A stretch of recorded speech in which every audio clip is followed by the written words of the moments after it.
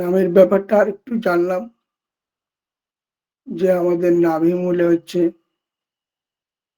রং বীজ, যেটা অগ্নিতত্ত্ব রা। তারপরে আমাদের বক্ষে হচ্ছে ধা অনাহত। তারপরে কণ্ঠে হচ্ছে সা। দুই ভুরুর মধ্যখানে যে তিসরা তিল, আমাদের নাকের এখান থেকে যদি বরাবর সোজা টানা যায়, আর এই যে দুই ভুরুর মাঝখানে যে বিন্দু মি, এইভাবে যখন কন্টিনিউ নামটা এখান থেকে এটাকে ঊর্ধ্বমুখী করতে করতে কন্টিনিউ করা হচ্ছে, মানে যে কি যে হচ্ছে কি না হচ্ছে আমি নিজে কিছু বুঝতে পারছি না। যাই হোক, নামের ব্যাপারটাতে আসি। আজকে আমরা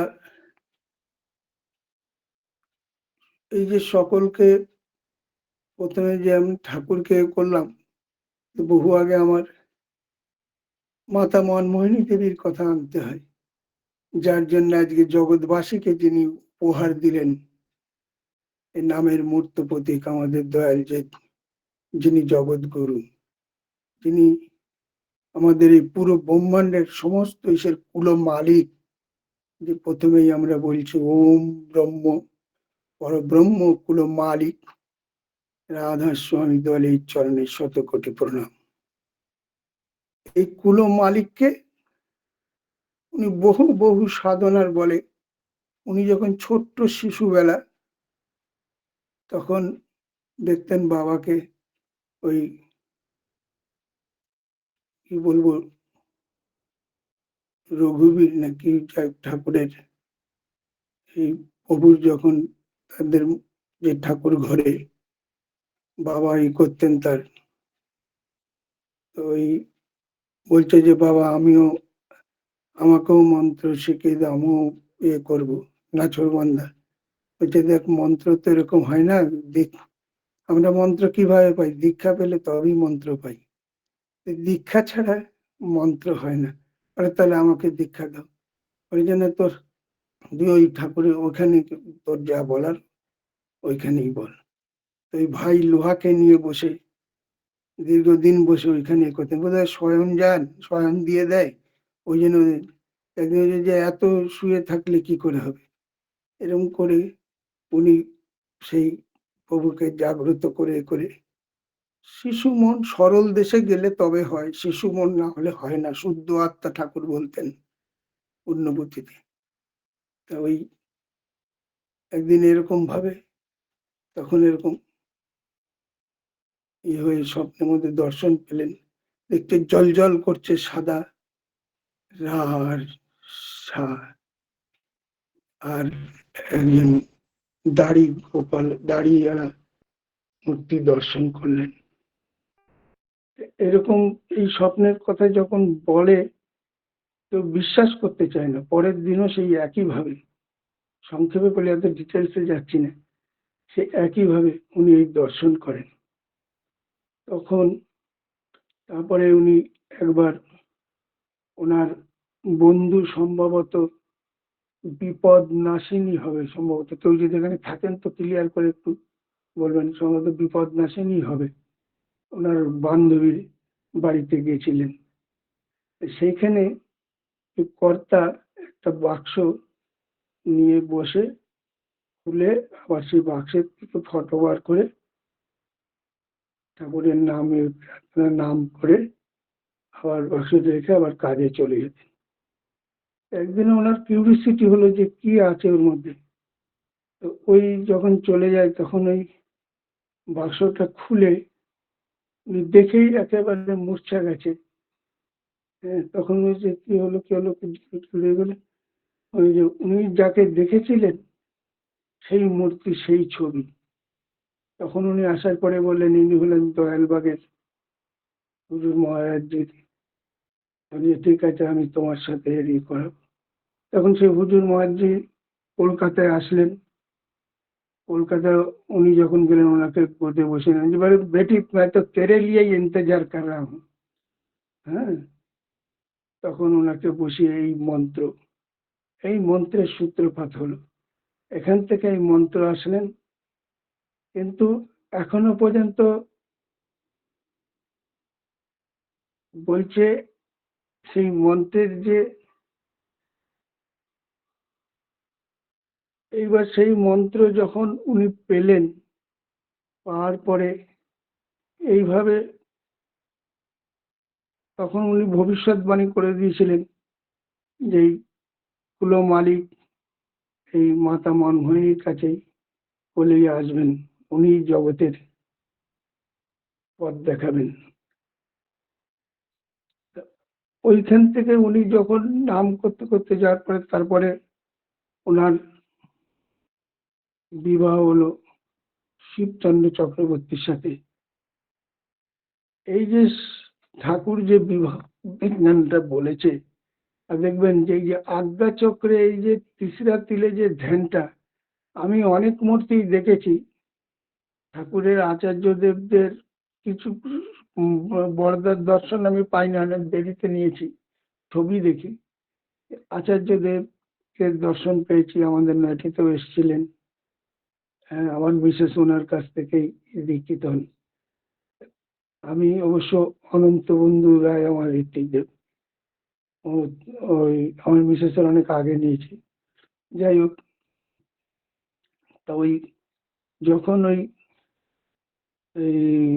মাতা মনমোহিনী দেবী শিবচন্দ্র চক্রবর্তীর সাথে বিবাহিত হওয়ার পরে, সংক্ষেপে যাচ্ছি, যে যত দেখছি যে যত প্রভু বা বড় বড় এরা আবির্ভাব হয়েছেন, তাদের মায়েরা অভূতপূর্ব। তারা কিন্তু MA BSc BEd বা বড় বড় ডিগ্রিধারী না, তাদের মধ্যে প্রেম ভক্তি নিষ্ঠা এত প্রবল যে সে মাটি যে কি বলবো, যে সেই রকম মাটিতে আসবে না তো কে আসবে, সেই কিরকম জায়গায় এই ওই যে নামটা পেলেন। এবার কিন্তু সেই এরোড্রোম তৈরি হয়ে গেল, এই যে প্লেনটা যে নামবে তার আগে তো সেই জায়গাটা তৈরি হয়, এখান থেকে কিন্তু তৈরি হয়ে গেল যে প্রভু আসবেন।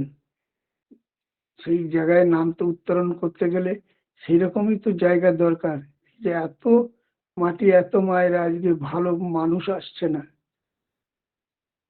প্রভু আমার এইবার এই আসবেন, সেই আর সেই জায়গা প্রস্তুতি হচ্ছে।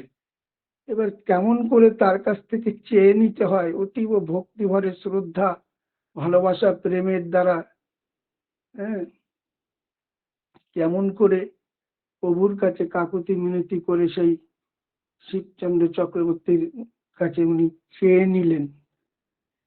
হ্যাঁ, সেই দিনে দিনে তার মধ্যে এখন কি অদ্ভুত ব্যাপার থাকেন। মায়েরা ভূমি যখন সন্তান আসে, আগের দিনে সে অত দূর যাচ্ছি না আমি, সেই কিভাবে কি ওই তত্ত্বে, সন্তান যখন হওয়ার ইসে মায়েদের অসম্ভব কষ্ট হয়। সে মনে হয় যেন কি, যে মানে সে সে যারা মায়েরা তারাই জানেন, যারা সেই যে প্রসব যন্ত্রণা যে কি কষ্ট। কিন্তু অদ্ভুত ব্যাপার, মায়ের যখন যখন প্রভু আসবেন, মায়ের সেই জন্মাবার মুহূর্তের আগে উনি তার যেমন ভাবে, ওটাকে কি বলবো, কি যোগমায়া প্রভাবে, ওই যেরকম ভাবে কংসের কারাগারে এবং যোগমায়ার প্রভাবে সব নিদ্রা অচৈতন্য হয়ে গেছিলেন, প্রভু সেই বসুদেবের সঙ্গে বৃন্দাবনের দিকে গেলেন, আস্তে আস্তে সব কারাগার খুলে সব ঘুমাচ্ছে। ওরকম একটা যখন প্রভু জন্মগ্রহণ করছেন 1888 সালের 14ই সেপ্টেম্বর, যখন প্রভু জন্মগ্রহণ করছেন, দেখা যাচ্ছে যে মা ঘুমিয়ে গেছে, মূর্ছা গেছে, এবং যে ওখানে যে দাইমা আর যে সব সব অচেতন হয়ে গেছে। প্রভু যে আবির্ভাব হয়ে গেছে ওখানে কেউ জানেই না, মা যে প্রসব যন্ত্রণার কথা জানেই না কিছু। কি রকম অদ্ভুত ব্যাপার। আর তার জ্যোতির ছটায় যখন আবির্ভাব, নানা মুন্ড জ্যোতির ছটায়, হ্যাঁ, কেউ বুঝতে পারে না, বুঝতে পেরেছিলেন প্রথম যে ঘটনা জানেন জেলেরা, হ্যাঁ, তারা যখন দেখছে যে একটা আগুনের জ্যোতি, বলছে চক্রবর্তী বাড়িতে আগুন লেগে গেছে, তারা জল টল মিশে, কিন্তু দেখছেন সদ্যজাত শিশু সবাই বাচ্চা জন্মাবার পর কাঁদে, উনি হাসছেন। জগৎবাসীর মঙ্গলের জন্য, জগৎবাসীকে খুশি দেওয়ার জন্য, আনন্দ প্রদান করার জন্য তিনি আবির্ভূত। তখন চরম সংকট, চরম অশান্তি, চরম পরিস্থিতি খারাপের মধ্যে উনি আবির্ভূত হয়েছিলেন। তারপরে আজকে সেই মাতার চরণে সাষ্টাঙ্গে প্রণাম। প্রথমে আমি ভেবেছিলাম যে বলবো মাতা মনমোহিনী দেবীর চরণে শতকোটি প্রণাম, পিতা ঈশ্বর শিবচন্দ্র চক্রবর্তীর চরণে, ফর্মালিটি ভাবে বলে গেছি। উনি উনাকেই আমাদের সবার প্রথমেই এ করা উচিত, যিনি জগৎবাসীকে এই উপহারটা দিলেন। সেখান থেকে এই এবার প্রভু আবির্ভাব হলেন। আর একটু শর্টে বলে যাই, ছোটবেলায় যখন একে একে উনি বলেন একই হয়, তার জন্য কত মার খেলেন। ছোটবেলায় তার আগে আরো কাহিনী আছে। 18 দিনের মাথায় এই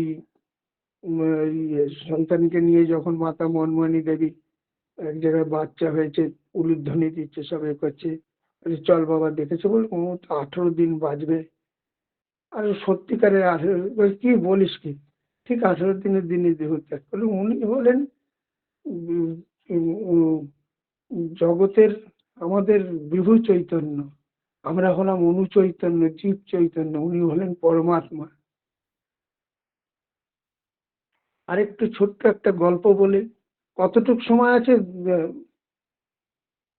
দাদা বুঝতে পারছি 20 না। হয়েছে, 20 হয়েছে, আর আপনি 2-3 মিনিট বলুন। আচ্ছা, তাহলে তো সংক্ষেপে বলতে হয়। তাহলে ওই এক একে একে একই হয়, এই নিয়ে তো উনি খুব মার খেলেন, ভর্ৎসনা হলো। তখন ওই বলছেন যে পরবর্তীকালে বিজ্ঞানীরা প্রমাণ করে দিয়েছে যে একটা গাছের পাতাও একটা গাছের পাতার সাথে কখনো এক নয়, একই গাছের পাতা, সবই আলাদা।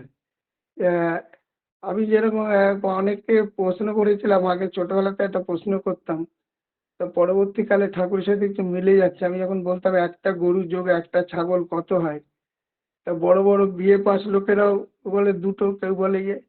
কিন্তু দেখা যাচ্ছে যে ওই একটা একটা, যেমন আমি, যারা একটু শিক্ষিত তারা বুঝতে পারে যে এই গরুটাকে যদি এক্স ধরি, ছাগলটাকে যদি ওয়াই ধরি, তাহলে 1x+1, x+y, ওই x+y হয়, এক এক দুই হয়ে যায় না। যাই হোক, আবার একটা ঢেলা, মাটির ঢেলা আর একটা ঢেলা যদি যোগ করি মাটির, তা একটা বড় ঢেলা হয়ে যায়। যাই হোক, আরো বেশ গভীর তত্ত্ব মূলাধার থেকে ভেবেছিলাম যে তত্ত্বের কথাটা আজকে তুলবো, সে সময়টা নেই। হ্যাঁ, আমাদের মূলাধারে হচ্ছে, যেটা হচ্ছে মাটি তত্ত্ব, ভূমি তত্ত্ব, ওখান থেকে জল তত্ত্ব হচ্ছে স্বাধিষ্ঠান চক্র, তারপরে নাভিমূল থেকে অগ্নিতত্ত্ব, এইখান থেকে আমাদের এই রাত, এই বক্ষের ধা, এই হচ্ছে সা, মি, এই নাম। আজকে তাহলে এই পর্যন্তই থাকে। আমার শরীর শিউরে উঠছে। জয় গুরু, সকলকে সকলের মঙ্গল হোক প্রার্থনা করি। জয় গুরু, বন্দে পুরুষোত্তম। জয় গুরু দাদা, জয় গুরু। খুব সুন্দর আজকে আলোচনা শুনলাম। আমি আগে থেকেই ভাবছিলাম যে শঙ্করদার কাছ থেকে আরো নামের কথা আরো শুনবো, মনে ভাব, যখনই দেখছি দাদা নেই তখনই ভাবছিলাম। তারপরে হঠাৎ প্রসাদ দা যখন ফোন করলাম, বলে তাহলে ওনাকে ফোন দেই। কিন্তু দেখুন ঠাকুর কখন কাকে দিয়ে করাবেন ঠাকুর ঠিক করে রেখেছেন, আমরা তো নিমিত্ত মাত্র। কি সুন্দর আলোচনা করলেন দাদা, আবার আপনার কাছ থেকে শুনবো এই সব আলোচনাগুলো, আরো শুনতে চাই, নামের কথা আবার শুনতে চাই। যে মন্ত্রের আজকে কোথা থেকে সূত্রপাত হলো, আমরা যে মন্ত্রটা করে আওড়াই, সেই মন্ত্রটা কোথা থেকে সূত্রপাত হলো। আর একটা কথা, ভালো মাটি না হলে তো ভালো গাছ হয় না, তাই মাটিটা ভালো হওয়া দরকার। মনমোহিনী দেবী ছিলেন বলে শ্রী শ্রী ঠাকুরের আবির্ভাব হয়েছিলেন। যত মনীষী আমাদের বড় হয়েছে, তাদের প্রত্যেকের পিছনে কিন্তু মায়ের অবদান আছে। মা ছাড়া যে বড় হওয়া যায় না, তার অবদান আমার শ্রী ঠাকুর, তারপর বিভিন্ন মনীষী ঋষিরা তো আমরা দেখছি যাই হোক, খুব সুন্দর আজকে আলোচনা করলেন দাদা, আমরা সমৃদ্ধ হলাম। পরমপিতা গঙ্গার আতুল চরণে আপনার সার্বিক মঙ্গল প্রার্থনা করি। আপনি সপরিবার সপরিবেশ নিরোগ ইষ্টোচ্ছল জীবন কামনা করি। দীর্ঘ সুস্থতা সূত্র মানে সুস্থ থাকুন এবং পরমপিতাকে নিয়ে আনন্দে ভরপুর হয়ে থাকুন। আর মাঝ সবসময় তো আমি কখন বলতে পারবো জানি না, কিন্তু আপনারা তৈরি থাকবেন। দাদা যেদিন না জয়েন করেন সেদিন আমি খুঁজি, তাকে আগে দিব। সেই জন্য বলছি সবাই প্রত্যেক দিন থাকবেন এবং প্রিপারেশন নিয়ে থাকবেন। যাকে ডাকবো তারাই বলবে, এটাই অনুরোধ। জয় গুরু দাদা, খুব ভালো থাকুন, আনন্দে থাকুন।